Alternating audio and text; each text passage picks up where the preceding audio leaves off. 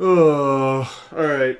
What's going on, everybody? The Eric Lord is here. I wanted to do this face to face because I have some strong opinions about the most recent episode of Game of Thrones entitled The Long Night. This is the third episode. There are 3 episodes left of the Game of Thrones series. If you didn't tell me how many episodes that there were in this season, and you said that there was going to be a low number, I would think that this episode would be one of the last ones. Because it definitely felt like that. And it had the adversary that we've been building up to literally since the first scene of the first episode, when those Night's Watch guys were running away and they were mainly concerned about the free folk, and all of a sudden this blue-eyed monster decapitates one of them, and it's pretty horrific, and that spawns a whole bunch of things that we end up seeing in the show. And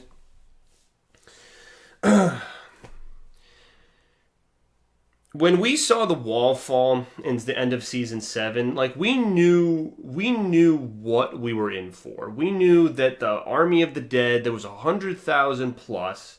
There was giants. There were the generals that had those giant spears. And of course, there was the Night King who had just acquired a freaking dragon that could shoot blue fire, and it broke the wall, and now the army of the dead had come to town. The most recent episodes, the Last Hearth and the Umbers were wiped out, and the Night King left an ominous message on the wall. And in the previous episode, in episode 2, we had a very sad prelude to what we would get in this episode.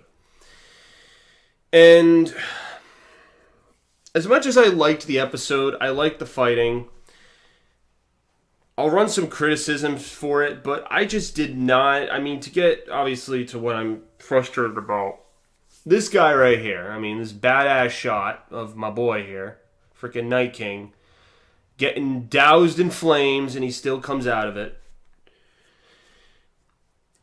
The Night King dies in this episode, and it's not in a way I would have liked. There is, and it's funny, for anyone who watched Star Wars, I've been saying when a character, or mostly a villain, when a villain gets a unworthy death, I call it getting snoked. If any of you saw my Last Jedi review with my friend back in, December of 2017, I went into high expectations of Star Wars Episode 8, The Last Jedi. Rian Johnson absolutely ruined the film. And one of the things he ruined was the villain of Snoke, who was built up as this giant shadowy puppet master in Episode 7. And then they show more scenes of him in Episode 8, shooting like floor lightning and picking up Rey just with like one little curl of his hand using the Force. Like, this guy obviously had a lot of things going on to get to this point, and then he just dies in this wimpy, crappy way with Kylo Ren's backstory. Not to get into it too much, but I was not too happy about this. This guy was basically Palpatine 2.0, and he was unjustly killed. Like, barely any screen time in the film. So, you get to the Night King, who, I think the first scene of the Night King was in season 4, right? When he was put in he takes the baby, one of his generals takes the baby on the altar, and he puts the right here, and he turns it into a White Walker baby. And it was always a mystery. The white, they were always the beings that came. You never knew where they were going to come from. They were just this hidden dark entity that was just hiding around the corner. They would stalk you. You had the really dramatic music build up. Whenever you saw the storm cloud, like the big winter storm cloud of snow blowing, you would always know that meant that was almost like their smoke signal. That meant they were coming. And then you had this guy, you had the brainless soldiers. Like, the whole army was a bunch of brainless soldiers. But then you had this guy, the Night King, who was, it was revealed in season 6, he just seemed to be this blonde-haired dude the children of the forest stuck the dragon glass into his chest and created this monster. But the thing is, he has cognitive ability. He definitely knows what he's doing, and he recognizes his adversaries. How many times has he stared Jon Snow down? I think this is the third time, because you had the time at Hardhome. You had when Daenerys lost Viserion, her dragon, and Jon stares him down then. And then you had in this episode when he gets knocked off of his dragon and he's walking across all of the fallen soldiers on the battlefield. Everything's on fire. Jon gets knocked off his dragon and he's charging, and then the Night King just raises them all up. And kind of a wimpy move. I was saying that when Jon was charging at the Night King, I was like, oh, that's such a wimpy move. That's such a... Like, I wanted the Night King to unsheath his sword and go toe-to-toe with Jon Snow. And I was waiting for that. And I know with the plot, like, it could have been Arya. It could have been Arya that did it. And I want to preface that I'm not angry at who killed the Night King. Like, if the Night King had proper build-up, proper motives, the Night King was the final villain of this series. If all of those things had stayed true, I would have accepted Arya killing the Night King. All right, with all of the predictions, because you go back and you see that Arya was the one who was going to do it, because Melisandre... Now it makes more sense. When Melisandre saw Arya in season, 3, when she's with the Brotherhood, she has that like mini prophecy, and she says, "We will see each other again." And then you're like, well, what the heck did that mean? And basically, Melisandre was looking at the person who would kill the Night King and wipe all of the White Walkers out. But I just wish it was done in a better way, because here's effectively what you've done. Is you killed, this was your baddie. This, like, when you think of the villain of Game of Thrones, this guy right here, who I'm right on the screen, he was your big bad guy. It's not Cersei. It's not Cersei Lannister. I don't know why. I know she's an evil, conniving bitch who would stab her own brother/brothers in the back just to get ahead in the world. But we've seen strokes of humanity from Cersei. We have. I know she'll betray anyone and do anything for herself. But Tyrion, I believe Tyrion had a quote where he said, "You love your children. It's about your only redeemable quality, that and your cheekbones." All right? That was one of Tyrion's many, many quotes. He said that, and it is true. Like, she did everything for Tommen, for Joffrey, for Marcella, and now her unborn child that's coming. The Night King doesn't care about anything. He doesn't care about his own soldiers. Probably doesn't care. I mean, maybe he has some type of relationship built up with his generals, the older ones that have been along for, like, some of the first White Walkers that he made over a long period of time. We'll never know. But this, for the most part, this guy is a cold, quote-unquote, not to make a pun, but he is a cold, heartless killer who we didn't know his motives. We didn't know his motives for this whole season, and that was something I was hoping in season 8 we would know, like, what this guy truly wanted. Did he just... Because it seemed too simplistic. Like, oh, is that really all he wants to do? He just wants to murder everybody and turn them into cold, lifeless soldiers? Is that really what he wants to do? And then Bran, in the previous episode, in episode 2 of this season, said, "The Night King is coming for me because he wants to kill me and wipe out all the memories of the old world and have a world where it's just winter all the time and no one remembers the old world." So he wants a domain ruled by him where nobody remembers the old world that created him. So is he vengeful on the children of the forest? Like, why didn't we have a scene with that? Why was there not a scene of the Night King when the wall was destroyed, taking his dragon and doing a U-turn and finding the remaining children of the forest, if we're to assume that there are any left? But it's there. We saw them in season 4 and 6. So we know that, I know some of them died, but there's got to be more out there. So wouldn't he want vengeance on the people that created him? Or is he thankful? Or does he just want to, again, like, I speculate because this guy is a bigger threat than Cersei. He look at in this scene, in this picture, he can't be killed by fire. literally the only thing that killed him was the Valerian steel dagger or dragon glass. Those were the only two things you were going to use to kill this guy, because at least his minions, the soldiers that he creates, they can easily be destroyed by fire, and they're afraid of it to an extent. Like in the scene where there's the moat that went around Winterfell, they were stopped there for a period of time until they started walking into the fire to kind of create like a bridge, which was kind of messed up, which again shows that the Night King doesn't care about his own soldiers. As long as he exacts his end, he'll do what he needs to. But this guy, like Cersei, and that's the other thing, Cersei doesn't know how to fight. She's a coward who hides behind the mountain. The Golden Company now, the remaining Lannister soldiers that are even loyal to her. Like, there's nothing. I feel like most of this series has ended with this guy's death.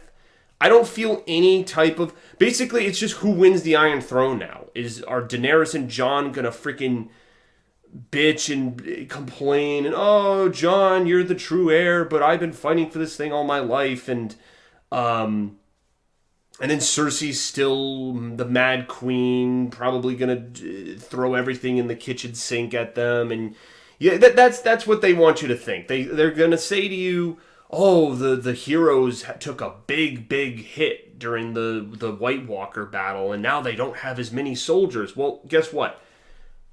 By looking at the trailer, it looks like they have not one but two dragons. I guess Rhaegal and Drogon both survived the injuries they sustained during the battle, and you still have two dragons. So unless you're going to say that, oh, maybe they're injured and they can't fly, which doesn't seem to be true, because there's a scene of Daenerys on a boat with a dragon flying overhead. So we saw last season in season 7 when Jaime and Bronn were trying to fight Daenerys and the Dothraki, we saw that they had no answer for the dragon. They tried to use the scorpion bolt. There was no answer for it. So they basically won. What threat is there? I don't care how many freaking Golden Company soldiers. They're all roasted barbecue at this point. I mean, it doesn't matter. Even the soldiers that they lost during the Winterfell battle, they still have two fire-breathing dragons that can just destroy the Golden Company, Euron's ships, and whatever Lannister soldiers are still loyal to Cersei. It doesn't matter. It doesn't matter. You had this guy here that was your ultimate bad guy who was invincible, who also had a dragon. Let me also say that. He also had a dragon. The playing fields were so balanced because into season 7, you could say that like Daenerys could have easily won the Iron Throne. And she said that multiple times. She had 3 dragons and she could have easily gone to the Red Keep and burned the castle and destroyed Cersei. Very simply could have done that.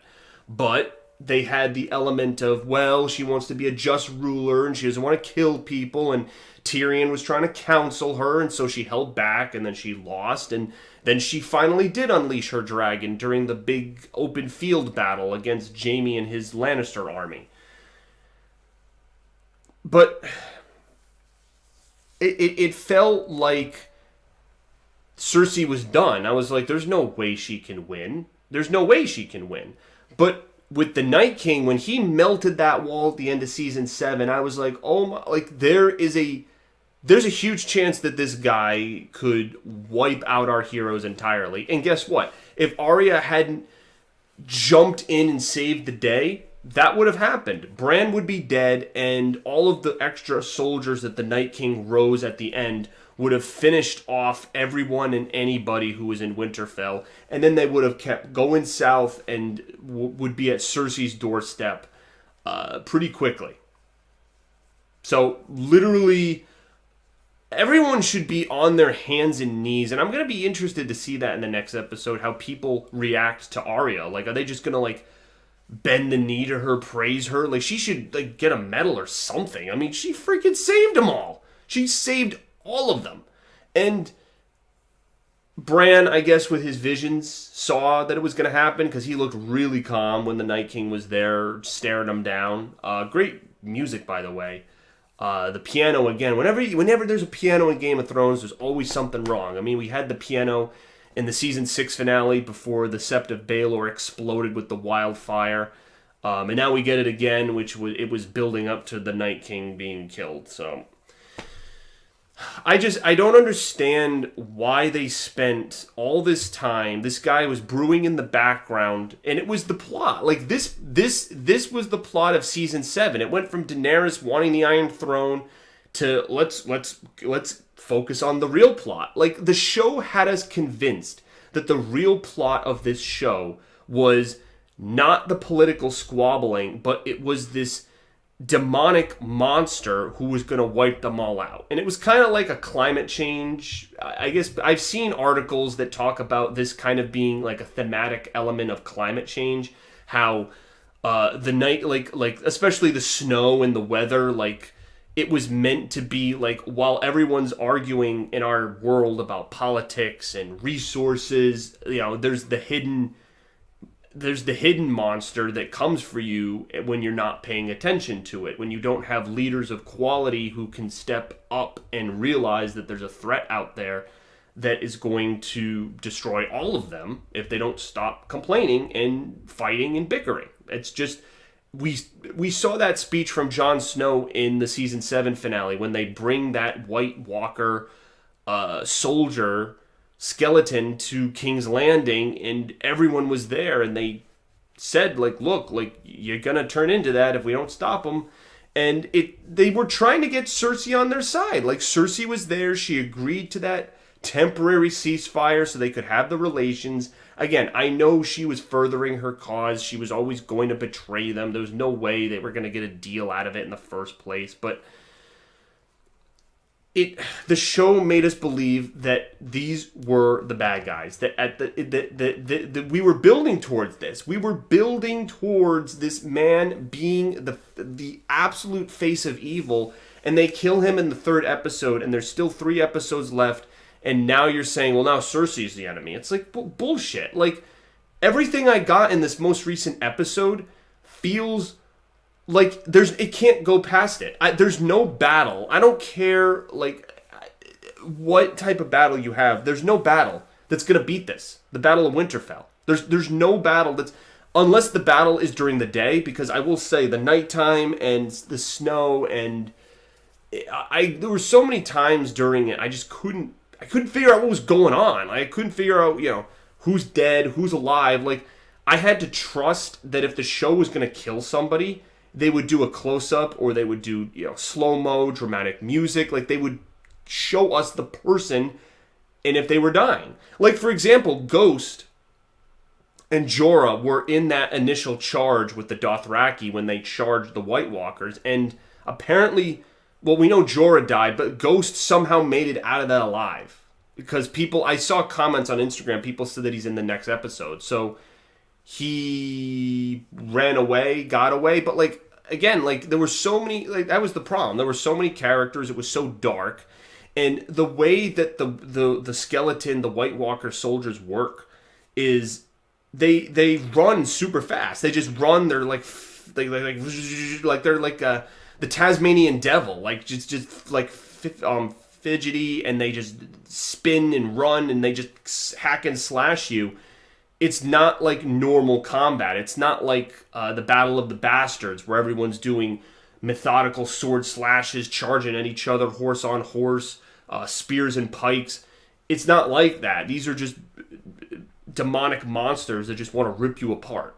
And so the chaos of that, it was very hard sometimes to follow the battle. Like I had to rely on the fire. Melisandre's fire. I had to rely on the dragons hosing some of the pockets of soldiers.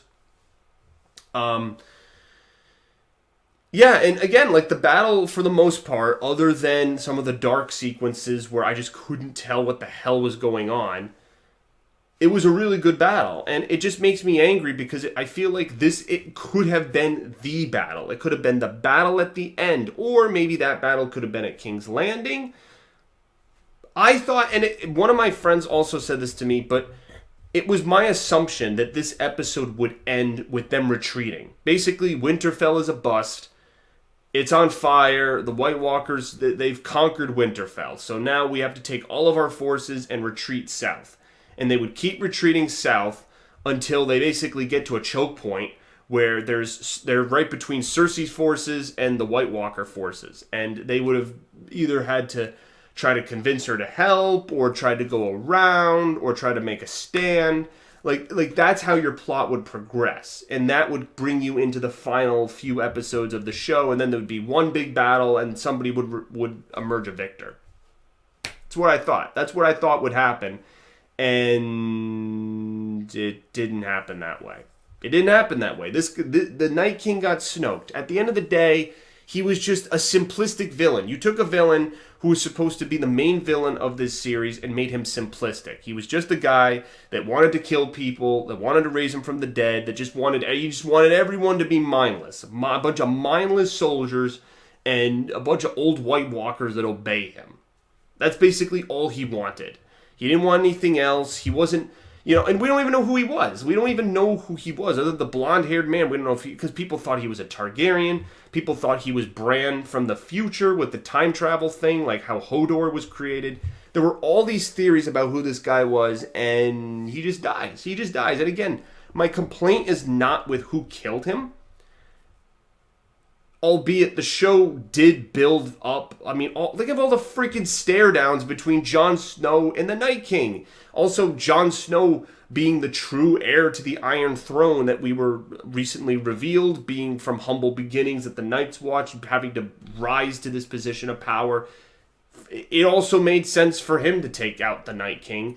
And the creators, they did that on purpose. I saw in interviews they wanted to subvert your expectations, make you think it was Jon Snow, which I don't...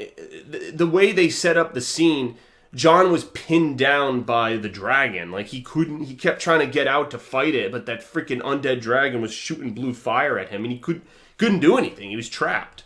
And so he never... Like, if they wanted to have the showdown of the Night King versus Jon Snow, they would have done it when he was walking right before he rose all those soldiers. That was where we could have... I wanted a sword battle. Even if Jon doesn't kill the Night King right then and there, and the Night King gets away and then Arya kills him, why couldn't we have had a one-on-one sword battle, the Night King versus Jon, on the ground? I know they had their air battle, which was really cool. I enjoyed that.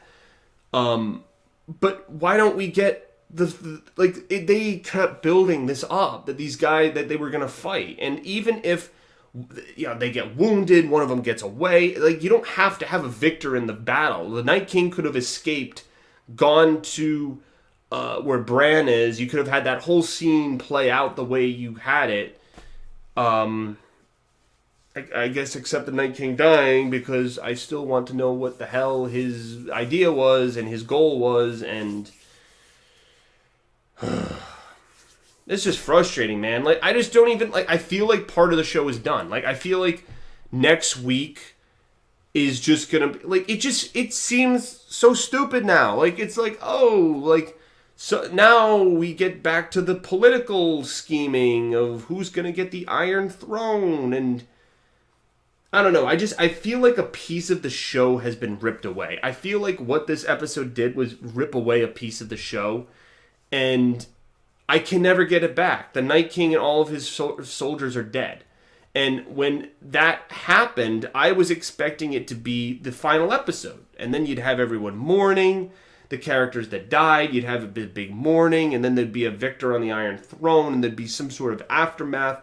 But no, now we have to deal with freaking Cersei and her army, and the same evil Cersei that we know, who schemes and lies and cheats, and basically like a Donald Trump freaking running her army. And it's just like, I know what to expect. I didn't know what to expect with the Night King. I thought he might have had more tricks up his sleeve, and in the end, this dude who's like 1,000 years old compared to Cersei, who's like 44, this dude was bested by a little girl who... And that's another thing people were saying, that, she used her tactic from the House of the Undead, where she puts the mask on and she looks like She looks like somebody. She can blend in. There was that scene where that White Walker turned his head towards the Night King. Was that Arya? Because it seems like it, because that scene happens, and then right after, the Night King is about to slash Bran, and then Arya flies in from the background. So, it was confusing at first glance, but I guess watching it back, and because people were convincing me, they're like, no, like that was how she did it. She was blended in, and then all of her training, it all and fair play. Like, okay, like her training paid off, the House of the Undead stuff paid off, her being blind, the Melisandre prophecy, like it all made sense. Like, it's not like they really pulled it out of thin air. Like, Jorah Mormont kills the Night King. Like, that would be like, wait, what? The guy who just has been protecting Daenerys this whole time, he's the one who kills him? At least they went with a character that made sense. They had built it up over a long period of time. It's kind of like mind-blowing, like, oh, like Melisandre's prophecy, she knew. But it shouldn't have been done in the first place, is my point. Like, yeah, it was good, but if it shouldn't have been done in the first place. There was a better way for you to build this guy up, and you limited the battle to Winterfell. Like, we didn't get to see White Walkers go anywhere beyond Winterfell. They went to Last Hearth, the Umbers, and they fought Winterfell, and that was it. They never made it south, never made it to the Riverlands, never made it to freaking King's Landing. Because so many people had those theories too. They thought that the Night King would not be with his army and would fly off with his dragon and just start burning shit in random parts of the world so he could have an army in different pockets of the world, go to King's Landing, freak Cersei out. Nope. He just dies at Winterfell. He got snoked. I'm sticking to that phrase because I'm not happy about this. I'm not happy. And I have, like, all of my enthusiasm was built towards this episode. I have very little enthusiasms for episodes 4, 5, and 6 that are the final 3 of the series. And because I know, what are the chances Cersei dies right now? What do you guys think that Cersei dies at the end? It's so predictable. Euron, Cersei, and the Mountain, all dead. All dead. And Qyburn, I guess, because he's the handyman. He's the Mike Pence, to use another U.S. political reference. But they're all dead. Duh. I mean, they're all going to die. Whether Daenerys burns them with the dragon, or whether there's just a full-scale battle, or there's something sneaky that they have up their sleeve. I might make a part 2 to this when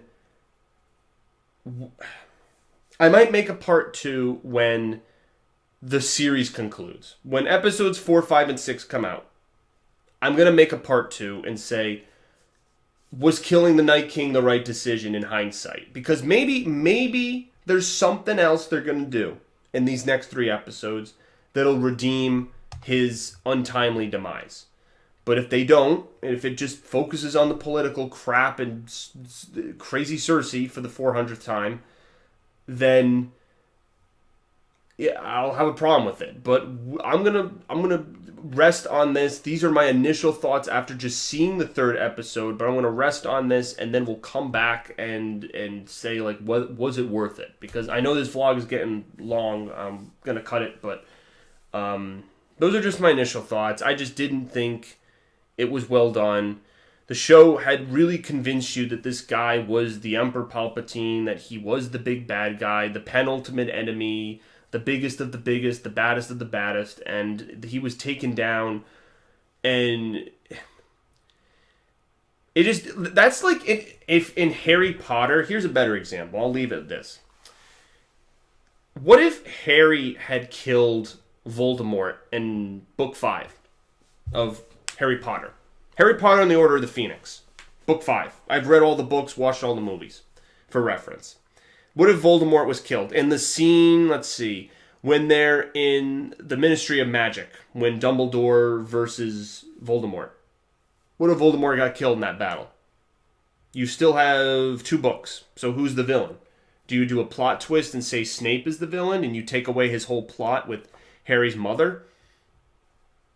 Because anyone reading the series would be like, wait, why did Voldemort die? He's the big villain. He's the one that gave Harry his scar. He's the one, his soul is in all the different Horcruxes, and that doesn't make sense. Like, what is this?